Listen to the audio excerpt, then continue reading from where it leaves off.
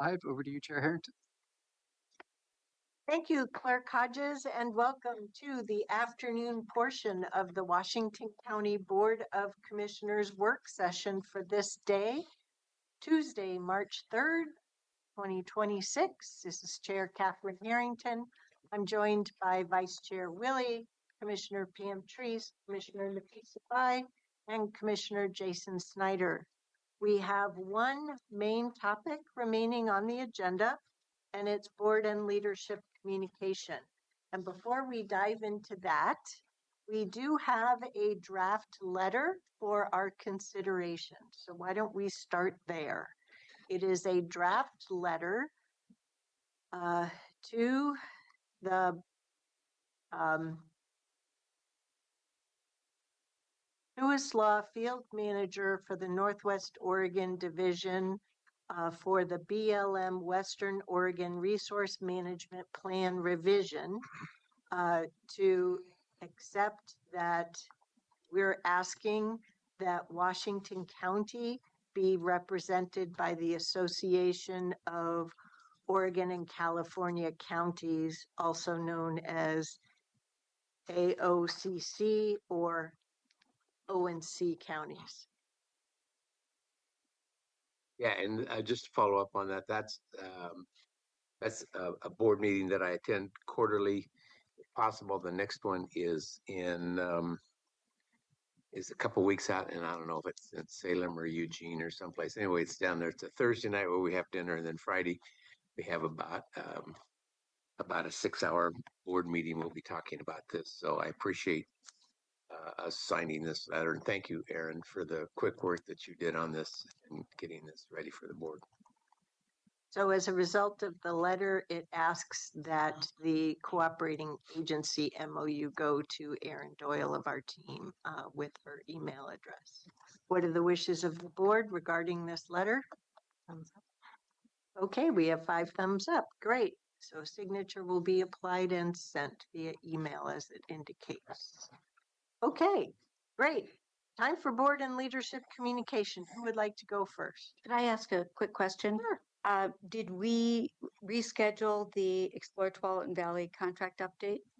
Yes, that significant distance of time, staff just purely had meetings and other commitments. I just wanted to make sure And we will be working on rescheduling that.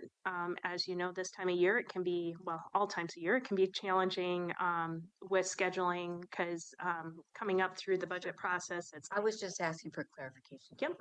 Mm-hmm. All righty. Board and leadership communication. Commissioners, who wants to go first? I can go. I'll just start with last week. I had the opportunity to travel to the nation's capital and attend the NACO, the annual conference of the National Association of Counties, and advocate for federal transportation investment that support communities across Oregon. And there were about 46 Oregonians that attended that conference this session. I also had the opportunity to speak at the People's State of the Union. U.S. Senator Jeff Merkley invited me to the People's State of the Union, and it was an event that was organized by Move On. And what I shared at that stage or that platform was the stories of residents directly affected by federal policies. And as you know, many of you know that as someone who arrived in the United States from Somalia as a refugee, I understand firsthand how federal policies can shape the safety, freedom, and opportunities families in our communities have. So what I highlighted was 2 distinct stories in my speech. I highlighted Victor Cruz, a Washington County resident who successfully challenged his wrongful detention by ICE. His victory didn't change his life. It improved protections for others across Oregon. I also lifted up the story of Paulino Martin San Pedro, who became seriously ill in ICE custody, was deported, and later he died in Mexico. To me, it felt like it was necessary to highlight these two distinct interactions and experience and stories that happened in Washington County, because these are not abstract policy debates. They are real people, real families, real losses, and leadership means ensuring our system never forget our humanity. And as you know, many of you know, as Board of Commissioners, I sit on as a vice chair of the NACO's Transportation Committee. And I was fortunate enough to participate in the conference, and we had a really robust conversation and dialogue with both Senator Ron Wyden and Jeff Merkley at the same time to advocate for me, specifically for critical transportation investment. In Washington County, there's a certain political dynamic happening. So I think the agreement of Oregonians that traveled over there was to emphasize continued bipartisan leadership, specifically for the next service transportation reauthorization bill, and the importance of rebuilding and maintaining roads and bridges was a highlight of that discussion, as well as expanding formula funding through service transportation block grant and keeping that discretionary going. We also talked about the protecting safety programs like highway safety improvements program, and of course, how can we forget the safe streets and roads for all? What we emphasized and what I shared with our federal delegations was counties are where federal policy meets reality by partnering, and how important it is to partner with local leaders, and how we can build safer streets, stronger infrastructure, and thriving communities when that partnership is grounded in collaboration. So this was really to me, I think this is my third time going to NACO, and it really underscored for me how federal policy, community advocacy, and local leadership intersect, ensuring that the voices of Oregon residents are heard in Washington, D.C. So that was my D.C. trip, very well memorable. It was a remarkable experience. And then quickly, I'll pivot to a conversation that, well, now the time ran out. I don't want to get in trouble, so I'll pause and say, I'll pause for there, right there. That concludes my update for now. If we have time, I'd like to mention one meeting I had chaired. Other commissioners? Okay, I'll go.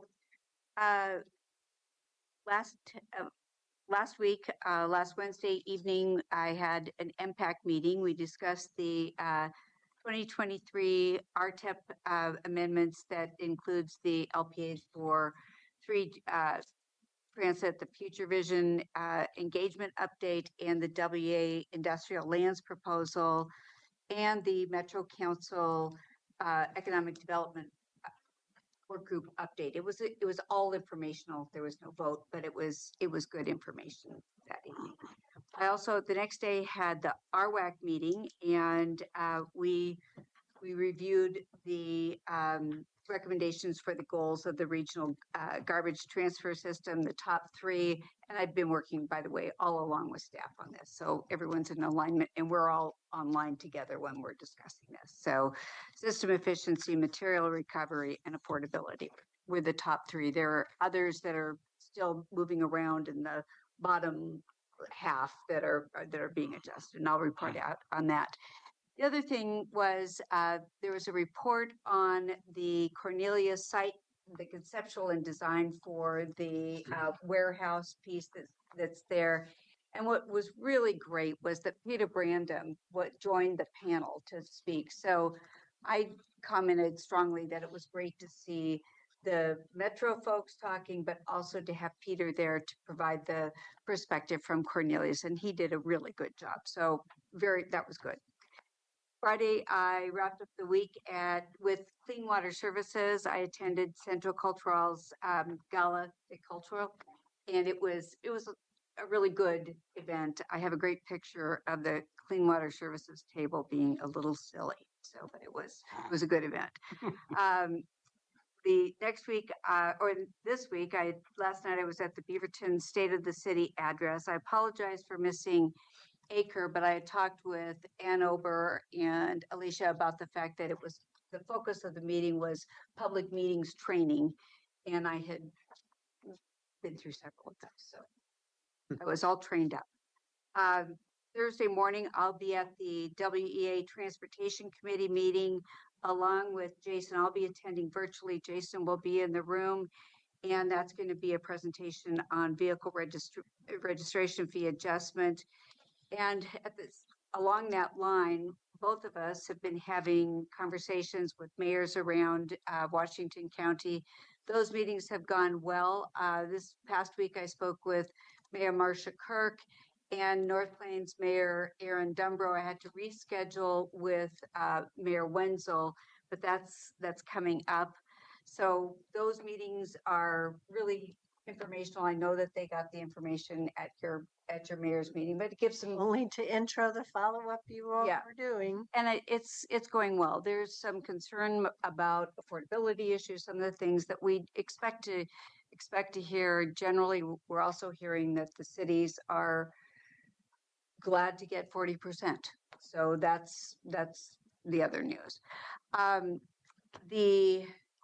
also going to be attending the bank's State of the City this week on Thursday. So that's coming up as well. The next week, there's also a process that's evolving at Work Systems Inc., where we're talking with Martha Schrader, Commissioner Martha Schrader, who works with the basically the workshed that's right next door to Work Systems Inc., and we're looking about where can we be more efficient and work together. So we're having an initial meeting, me and James Paulson, who is chairman of the board of WSI, but you'll see that on my calendar as a meeting with Commissioner Schrader.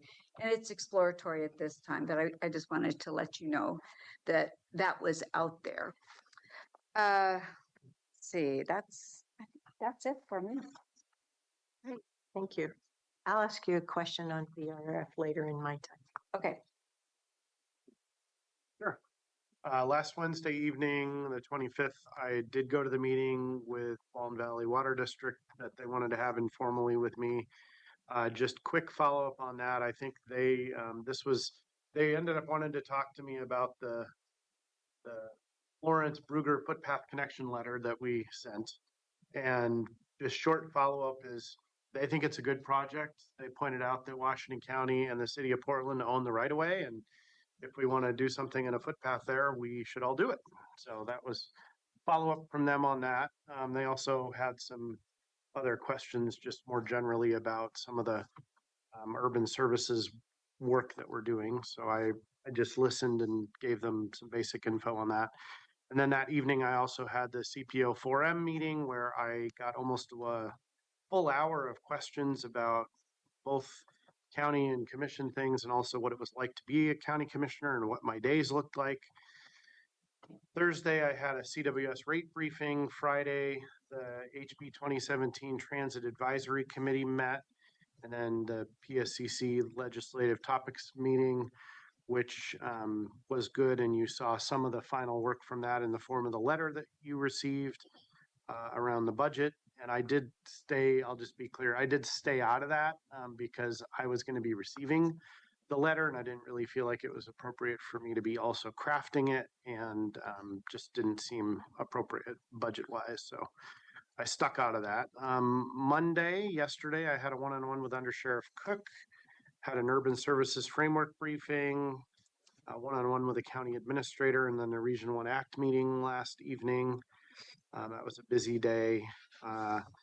Thursday, as Commissioner Treese pointed out, we'll be presenting or helping to present on the vehicle registration fee at the WEA. I also have my meeting with Tualatin Mayor on VRF on Thursday.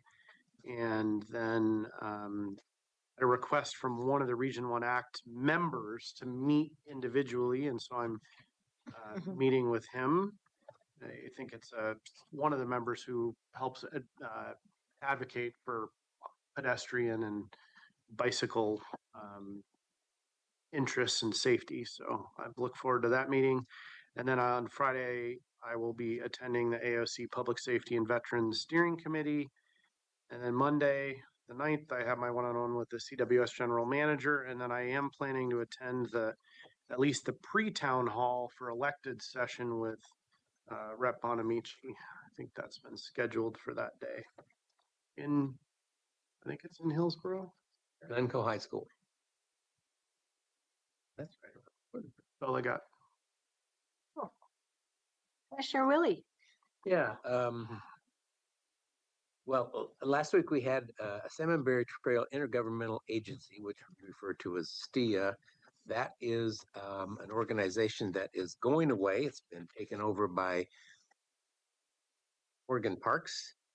And so we're working on coming up with a new name and what the new partnership looks like. And since I am appointed to that as a part of the commission, it'll be interesting to see if we even have to continue that. So more to be told about that. Friday night was Public Safety Chaplains Banquet. That's their annual banquet fundraiser. Then Beaverton, we have about 70 public safety chaplains, fire and police that work, all the time. This is more than Washington County. It's Clackamas, Multnomah County as well. And then they do amazing things. And we are very fortunate to have them in this organization. This is obviously the Christian organization part of it, but our chaplains do really stellar work. And it's very stressful. So we are very blessed to have them.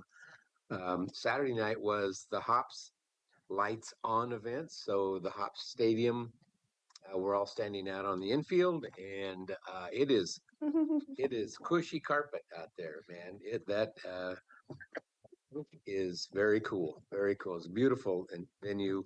And so we did that, and then we went upstairs to a banquet room that they said probably holds at least a couple of hundred people, where you can banquet up there and then look right out on the field. It's all glass wall looking right out on the field, so you could watch a baseball game from up there as well. And so anyways, it's a very cool venue if you get a chance to go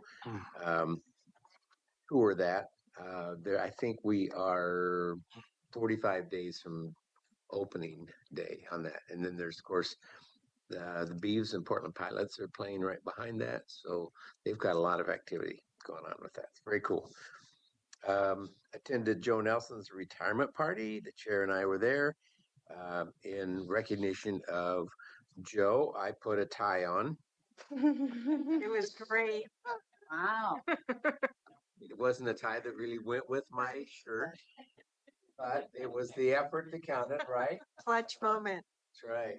So, but I was the only one there. Joe didn't even have a tie on. Wait, you didn't have a tie on, or He you had had? a tie I had on. a tie on, but everybody Joe had Joe's retiring. Why would he had a Hawaiian Hawaiian shirt shirt on.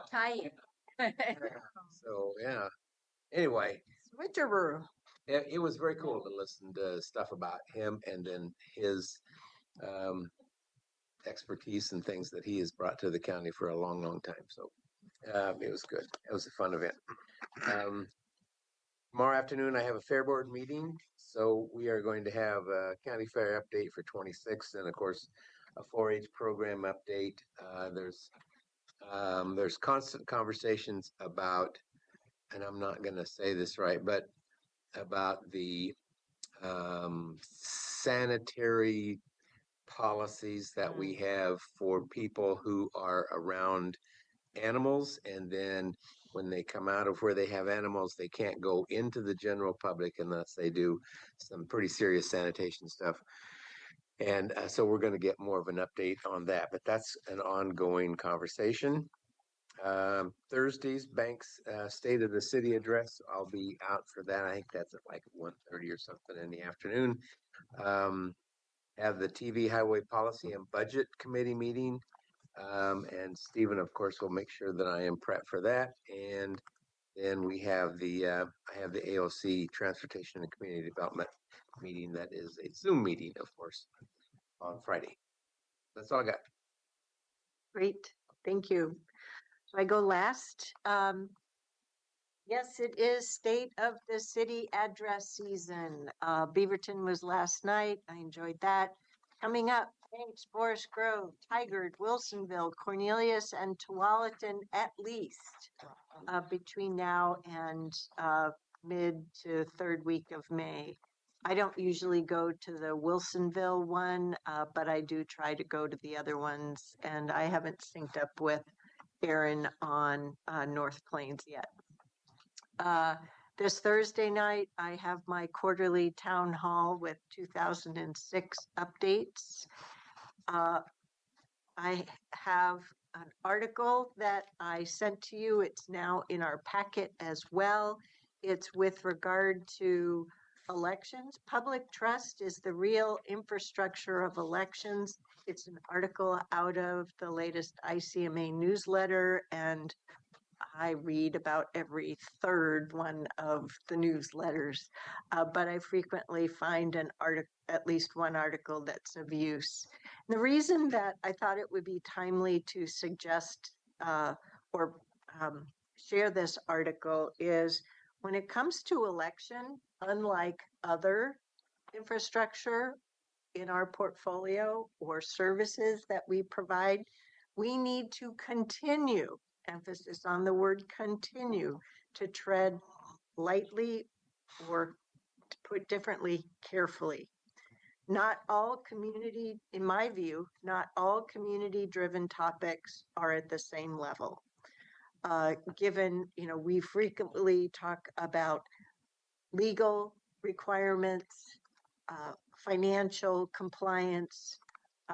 Elections is influenced significantly by state law. And I think this article does a good job of just reminding people of how, even though counties tend to, or local government tends to administer elections, there are a lot of requirements. And we, to date, since I think we've had a regular diet of public comment in our business meetings, every meeting since October of 2024, given my recollection, we've done a really good job of seeing if we're learning about new feedback and issues. We have had prior work sessions to make sure we were clear on county responsibility and large questions that took work from county staff to help us with. So given today's testimony, I just wanted to remind us we have a very full set of agendas between now and the end of budget season. Elections has a lot of responsibility, so be just careful. Yes, that's all. That's why I shared that. I thought it was a good article. I have a question on vehicle registration fee. And it was a comment that you shared, Commissioner Treese, about affordability. And as you know from our work session, I brought in the concept of total cost of ownership, but I did a minimal one, right? One change of oil per year, so 2 over the 2 years, and the minimal insurance, right? And on minimum, I went with full coverage as well. I cited full coverage as well as the minimum base coverage here in the state. And the change in the potential proposed VRF is an incredibly small percent change to that. And I'm wondering if in your conversations with mayors, I shared those numbers with them a while ago when we had that work session.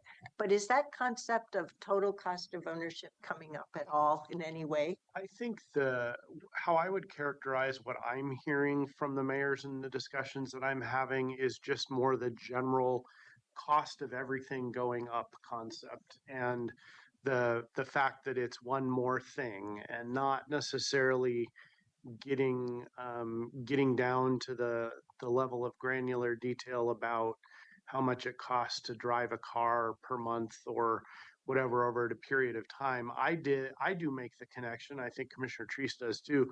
We do think that it's a strong talking point to say that the people that are using the transportation network is who is paying, and that's sort of how I'm couching it. I don't know, Yes. Commissioner Treese, if you have more to add. Yes to everything that you said. The reason that I brought it up is that in some of our areas, the concept might be a little different about licensing a vehicle when you live in a rural area and it is maybe your second or third vehicle that you need to have. The cost goes up, and the price for the opportunity to create value out of that vehicle isn't there. And I think that that's really the messages that I'm hearing. It's the overall pressure. Yeah. To Jason's point, But your conversations are primarily with mayors? only while with we mayors at this point. So Yes, and we do have 3 different satellite city mayors. I get that. So the majority of the mayors you're talking with are the ones within the suburban and the urban context. We're talking to every single mayor. Yes. Maybe I didn't. You look at the total, and we have 3 satellite mayors within the total. And I've heard the comment more from the satellite. Okay, great. That was the only follow-up question. And I appreciate the reminder about the cost to operate a vehicle. So that's it for me. Sure. Leadership. Chair, I was going to ask you something. You Could we mentioned. do leadership communication first and then see if we have any time left? Oh, I was just going to ask something. Your discussion about the election document that you shared, but I can hold it and come. Yes, please. Okay, I will kick it off. So as a reminder, we implemented Workday on January 1st. So I just want to come back to you and provide just where we're at. We have been operating in the new ERP system for 2 months, and the finance group is preparing to complete the first month-end close in the new system. We continue to address issues and processes as they come up, and then items that can't be addressed readily are put kind of on a parking lot list to be addressed at a later time. In addition to the January month-end close, which is a critical milestone to create a proper audit trail illustrating the financial records from Wizard in December to match the beginning financial records of Workday. This is an incredibly important process from an audit standpoint.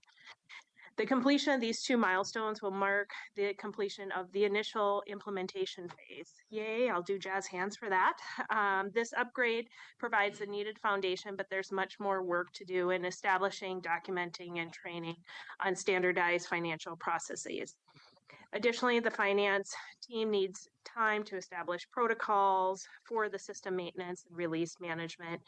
I will note payroll continues to function as we expected, and communication continues to be critical as we go through this first year of operations. Commissioner Willie, thank you for raising up Fair Board that you will be attending as the board liaison.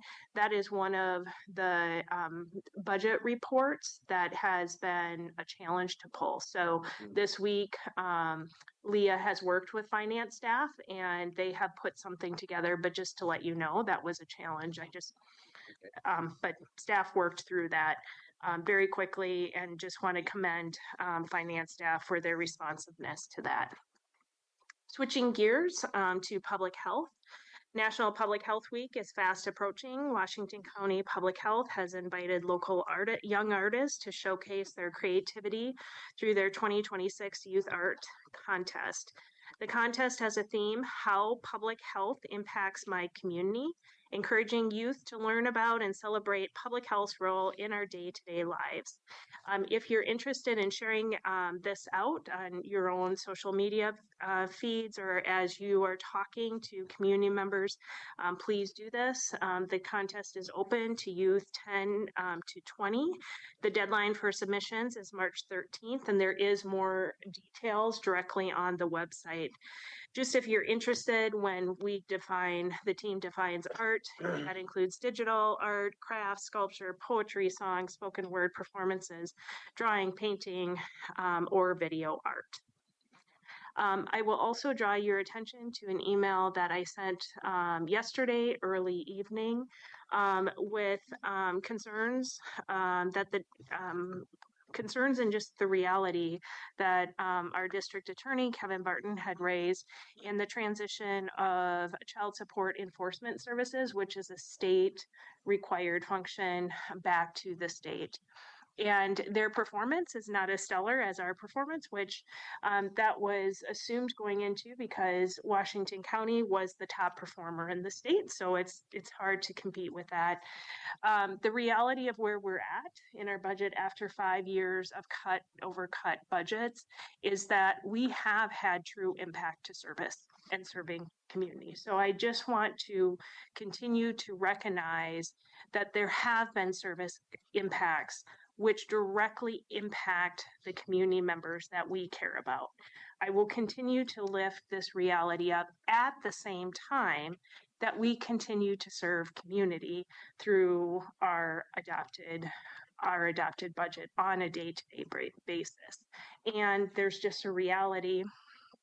Commissioner Five, you brought up NACO and federal funds. We need not just local funds, but the federal and state funds to continue to make that work in service to the community. And that concludes my update. Can I ask you a question? You mentioned National Public Health Week, and we have a series of department-driven proclamations on weeks and months. April is National County Government Month, and last year was the first time that we had a proclamation on that. Board members, do you want to do that again, or do you just want to let it slide? Oh, we should do it again. That's fine. We each took turns, right? That's why we each took turns. I think so. Yeah. Grace Yeah. helped put it Yeah. together. So, As long as it's not a big lift. nope. And I think we should try and target the March 17th evening meeting for it. Okay, I'll ask Grace to set that up. Great. Thank you very much. Chair, Commissioners. Last week, Senior County Counsels Eamon McMahon and Kim Stewart represented Washington County in a pretrial mediation in the case of Walter Betchart versus Patrick Garrett. That is former Sheriff Pat Garrett. This is Betchart and Garrett against Garrett? Yeah. This isn't the garbage man. No, this is something different. So this Right. is The last Sorry, names I are a was- little similar. no, sorry. This is a former adult in custody at this point. Oh, that's right. Why that's important. Thank you.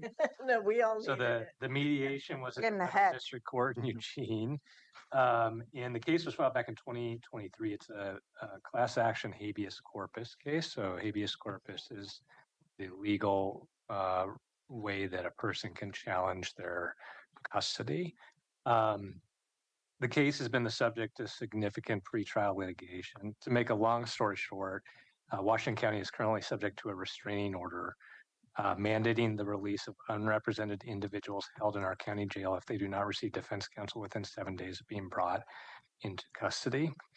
As you likely know, the county has no part in providing or assigning defense counsel, nor can the sheriff release individuals under her own authority. But the jailer, that is the sheriff, is the appropriate defendant in a habeas corpus case, which leaves us in a position of great legal risk from adults in custody based on processes that the county ultimately doesn't control. Mediation with Judge McShane was very productive from our perspective. We were joined by not only ourselves and the plaintiffs, but the state of Oregon, who's also a party. And we expect the mediation to continue at a later date, but we'll be bringing a more thorough update to your board in a different format shortly. And that's all I have for you today. Can I ask a clarifying question here? So we are in effect defending former Sheriff Garrett. Is that correct? He was named in his official capacity, so it's now Sheriff Massey standing in his shoes. He's just still the named defendant because he was the sheriff at the time the case was filed. Thank you. I'm just confused. When we're served in our official capacity, it stays with the seat. Got it. Yeah. Okay. Thank you. Great. We designated 45 minutes. We, for this item, we started at 3:15, so we do still have a little bit of time. Commissioner Fayed previously asked for time to raise an additional information piece that went beyond your 5 minutes. Would you like to start there? Yeah, thank you, Chair. One of the meeting, I wanted to just raise it because I think it's with Mayor of Portland, Keith Wilson, and it sounds like he's met with multiple board members, and I think maybe there's 2 of us left that he had to meet. And it was about the supportive housing services and the fact that Portland is going through a budget deficit. So since that there's multiple meetings happening, I wasn't sure. I didn't get a request yet, and I did ask that, like, what are you requesting, Mayor? Like, what's your ask to Washington County? But I just wanted to raise that for the board. We So previously talked about it during board communication. We've heard from our other colleagues who've met with him. Yeah, so I'm trying to figure out, like, if our staff is tracking that piece of conversation and if there's an anticipation of what that request would look like. So Commissioner Willie is our liaison to SHS, but based upon our colleagues who have already had the meeting with Mayor Wilson, please correct me if I'm wrong, because my meeting with him is still coming up as well. I would caution us, we're just as a This is process. public knowledge. No, but like Mayor Wilson, the way this is now going in the communication and the fact that it's a topic that could come before the board, I think we need to be careful that he's not creating an unintentional serial meeting. Yep. And so I just want to, as this is, I listened to him, but I didn't say anything about, I don't know. I just want to make sure we're thinking about that. I think that's a good point, Jason, because he was pretty specific with me about what his ask may be. So yeah, I think that's good, valid point. We should probably not discuss that in this fashion. And I will be sure to highlight to him that he's potentially creating a serial meeting. This one, okay. All right. I mean, I think Commissioner Fai's question about whether this is going to come before us in some sort of way in the future is a reasonable question, but I don't think we should be talking about the details until it's in front of us as some sort of a topic. Okay. I believe that when I reported, what I said was that this is an issue for staff to staff discussion and then to bring it to us. That was how I ended the conversation. I just know it's not a new ask. No. Mm-hmm. But the way it's phrased, it would likely come before us. Yeah, I agree. Yeah. As it had in prior, since he was elected. That's my point. It's the same underlying ask. Yeah. That's That's all I wanted to raise, I think, for me. Okay. Is there anything else for today? Okay. Okay. We'll stand adjourned. Thank you.